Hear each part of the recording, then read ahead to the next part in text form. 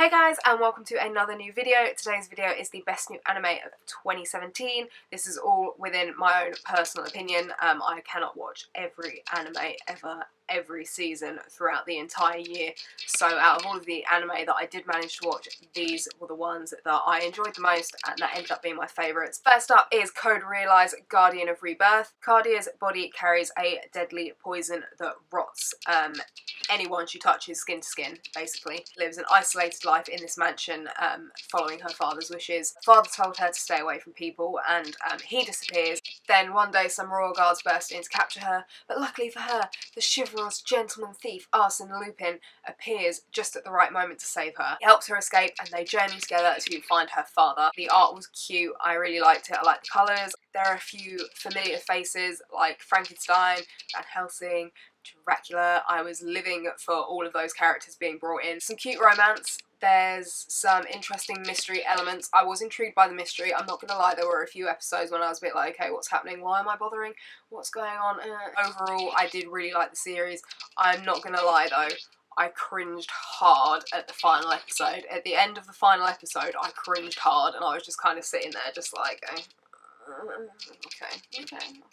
So the last episode made me cringe, and there are a few episodes that are a bit like, but overall I enjoyed it and I thought it was fun. Next up is Recovery of an MMO Junkie. It's about Mariko Morioka, who is a 30-year-old career woman, and she quits her job to become a NEET. She joins the online MMO RPG game Fruits de Mer. She creates a male character called Hayashi. In-game, she meets Lily, a female character who helps her kind of get adjusted to the game, shows her the ropes. Meanwhile, in real life, she has a chance encounter with Yuta Sakurai, who may or may not have some connections to her online gaming life. I kind of wasn't sure about this anime in the beginning. It was bright, it was colourful, I liked the contrast between the real world and the online gaming world. The colours were different.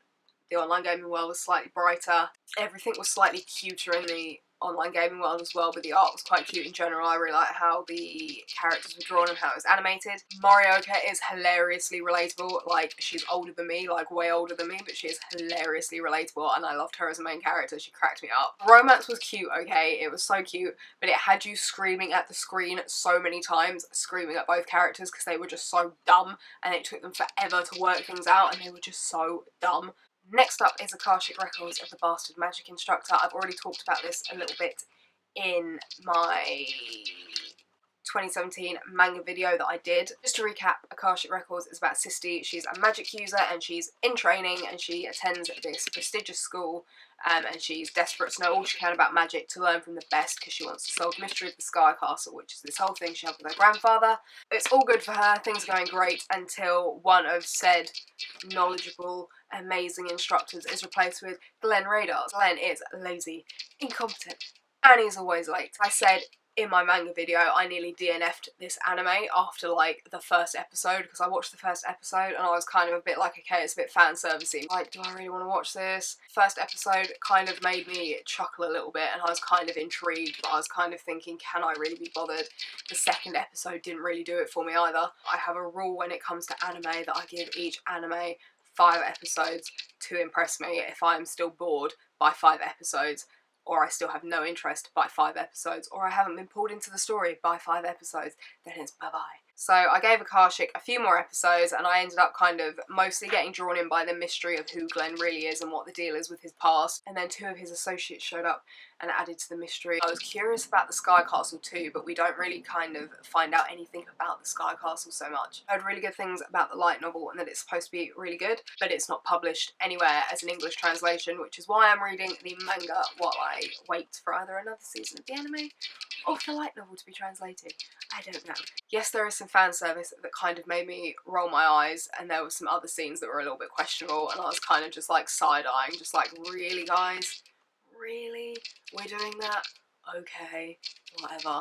But ultimately I ended up getting really drawn in by the mystery. I liked the art, it was cute, it was colourful. There was a lot of ridiculousness as well, just so ridiculous I couldn't help but laugh. Although some of it was a bit like, okay, really?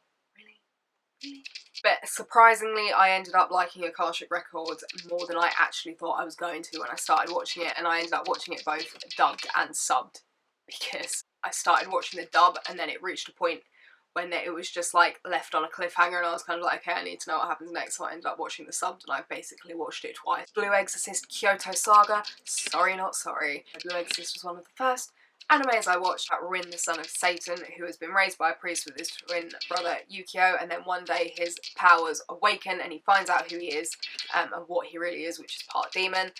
In the Kyoto Saga, Rin is dealing with the fallout of the other ex-wives and finding out that he is the son of Satan, which they didn't know, so it was a tiny bit awkward for them to find out that he is in fact the son of Satan. Meanwhile, the eye of the impure king is stolen out from right under the noses of the exorcists, and the culprit is going after the second eye, and he wants to unite them and bring back the impure king and screw everything up for everyone, basically. Blue Exorcist has an anime original ending, so I was interested to see how they were going to do the Kyoto Saga, because the anime diverges from the manga at episode 18. They carry it on and continue it really well. They fix it, there are flashbacks. It shows scenes that we would expect to see from the night the ex-wives found out about Rin from the manga in the anime. And it completely ignores the anime original ending. Opening song is a complete bop as well, I have to say. Next up is Gamers. It's about Kito Omino. He is a high school, he's a gamer, and he is approached by high school idol Tendo to join her gaming club. Goes along, checks it out, declines after seeing that it's all about competitive gaming, and Omino's rejection of Tendo sets off a series of events like dominoes. Heard that it was supposed to be kind of like a rom-com, and we've already established that I like at least one cheesy, fluffy romance anime, so don't even start with me. I wasn't sure at first about this anime, but I ended up getting really into Gamers because it was absolutely hilarious. I wasn't expecting it to be quite so funny. I wasn't really sure what to expect from Gamers anyway, but I really wasn't expecting it to be so funny. It made me laugh every week and it seriously cracked me up. It was fun, it was hilarious, there's lots of romance, there's lots of drama, and there is a hell of a lot of misunderstandings. I remember what her name was. She's got like the pink hair, and in the dub she's voiced by Tia Ballard, who voices Happy in Fairy Tail. Her character was my favourite character because she was just so funny and she cracked me up and she was so relatable. I ended up shouting at the screen so much as well because of all of the hilariously ridiculous misunderstandings that went on in this show. It literally had me laughing and screaming at it. Next up is Katsugeki Token Rambu, which I have probably just horribly mangled. Set in 1863 Japan, which is split between these two warring factions, pro and anti-shogunate. Izumi no Kami Kainsada is a token danshi, which means he's a sword warrior. He's a Tsukigami of a historical Japanese blade. He's brought to life with new recruit Horikawa. Their entire job is to stop the time retrograde army from interfering in history and changing things. When this started airing, I'd recently gotten really into Crunchyroll, and it came up, and I'm a huge history nerd, so I saw it.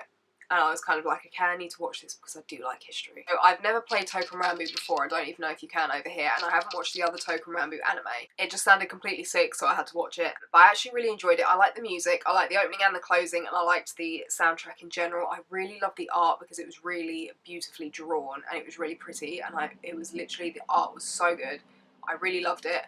I do side-eye a little bit how the time retrograde army was drawn, and a few things had a very game-like quality, but then I do kind of expect that when I watch an anime that's based on a game, because some of them are quite like that. There's lots of action, there's lots of fight scenes, but there are a couple of slow episodes. Next up is Nanbaka, which is going to be great for anyone who is a fan of Orange is the New Black. Technically, Nanbaka Season 2 is on my official list. In Nanbaka, we follow 4 young men who are all assigned to Namba, the most formidable prison in the world of this anime. We have Jugo, who attempted to break out of prison and ended up just extending his jail time. Uno, who likes gambling and is allegedly supposed to be British. Allegedly. Rock, who's all about eating and fighting. Nico, who is the ex-drug addict and complete and utter anime fanboy. The colours on the poster and everything are so bright, and I kept seeing it on Crunchyroll and I was just drawn in. Kind of binge watched the first season and then a chunk at the second season, and then I ended up watching it originally dubbed, but then I ended up watching it subbed and then going back and finishing watching it dubbed. So I've watched it twice technically. I wasn't expecting to like it as much as I ended up liking it, and I ended up getting so into it and so invested in it. Not even just with the 4 prisoners, but I also got really invested in the lives of the guards as well. Nanbaka is absolutely freaking hilarious, but it's also kind of oddly heartwarming at points too. Not just between the inmates, but there are also some kind of oddly heartwarming moments between the prisoners and the guards as well. and I really do love the banter between Hajime, who is that guard who's kind of in charge of them. He's like the head guard. Art is really bright and colourful. I did like how the characters were drawn. The banter between the inmates and the guards are funny. There ended up being so much action and so much mystery and so many cliffhangers. I'm really desperate for season 3. Next up is World End. In World End, it's been 500 years since humans nearly went extinct at the hands of these fearsome beasts. The surviving races live on these floating islands. One group of girls who are known as leprechauns who can fight the beasts. So then we have Willem, who is the new guard for the leprechauns, and he lost everything in his final battle 500 years ago. And there's this whole mystery surrounding him. I know a lot of people didn't like this anime. I was kind of curious about it because the art looked really pretty, which is why I ended up watching it. When I watched the first episode, the music is what really drew me in, because you have this opening scene that shows what happens at the end, like a clip of what happens at the end, with this completely beautiful song over it that I completely love. They play this amazing version of Scarborough Fair, and the music and the soundtrack just really drew me in, and I really, really, really love the music and the OST. It's completely gorgeous. The end scene with Scarborough Fair, the lyrics and how they correspond to what the characters are saying was really cleverly done, and I did appreciate that. The art was cute, it kept me intrigued. It was oddly brutal considering it's kind of these like cute little girls. There's a lot of action, there's a lot of fighting scenes, there's a lot of things to be untangled, but the romance kind of wasn't exactly what I was expecting, and I really wanted to smack Willem more than once. I really wanted to smack him. Next up is the Royal Tutor. If you watched my manga video, you knew this was coming, because I really love the Royal Tutor and I ended up getting into it way more than expected, to the extent that I watched it subbed and then went and watched it dubbed as well. It follows Heine, who gets appointed to be the royal tutor to these 4 princes who are so not down with having a royal tutor. Each one of them is different. They all have a very distinct personality.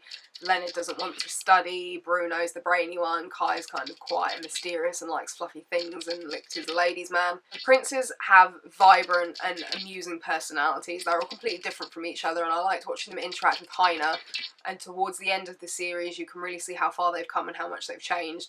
It's cute, the characters are cute, the drawing's cute, the art's colourful and bright, and there are some heartwarming moments between the princes, but there ended up being an interesting mystery element because we had the bad guy Rosenberg kind of plotting against the princes. There was an interesting mystery surrounding Heine and how he knows the king and what that backstory was. It was just like a nice little dose of like mood lifting anime. Next 2 anime films, and they're gonna surprise absolutely no one. None of you are gonna be surprised. None of you. First up is Fairy Tale Dragon Cry. Netflix completely did me a solid and they put up the subtitled version of Fairy Tale Dragon Cry around about Christmas time, so my Christmas present to myself was watching Fairy Tale Dragon Cry, and I literally have never loved Netflix more in my entire life. The Kingdom of Stella's Minister of State, who is a practitioner of dark magic, infiltrates Fiore and steals the Dragon Cry, which is this mysterious staff that was found in the Dragon Graveyard, which is beneath the capital,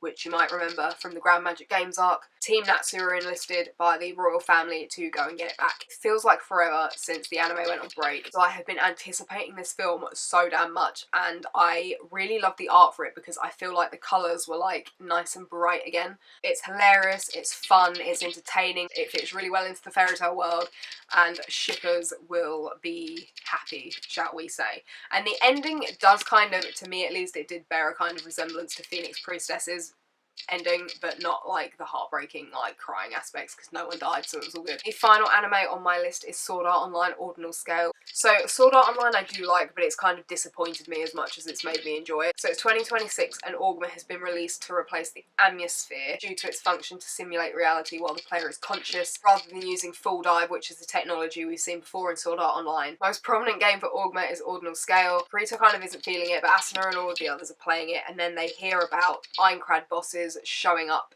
in Ordinal Scale, which shouldn't be happening in theory, you would think. And then something isn't right about the idol mascot Yuna or the number 2 player either. I figured it would I'd either end up really loving it or it would disappoint me, like the Alfheim and Mother's Rosary arcs. And I ended up actually quite enjoying it. A lot more of it was set in the real world and the fantasy was coming into the real world, and they merged really well, and I feel like the art and the tone for it was a lot darker because, you know, in Alfheim Online everything's all bright and green and there's flowers everywhere. There are a lot of slower parts as the mystery builds up. I'm not gonna lie, you guys, I really enjoyed watching Kirito being shit for once. Like Aincrad and in like Alfheim and then even in frickin' Gun Gale Online, he's like fucking amazing at everything. I can't say that. He has dual wield, and then even though that shouldn't be possible in Alfheim Online, he manages to dual wield in that, or whatever the bloody hell he did. Like, he doesn't even use a gun in Gun Gale Online, he uses a lightsaber, and he manages to best everyone in Gun Gale Online who are using guns with a lightsaber. I took some kind of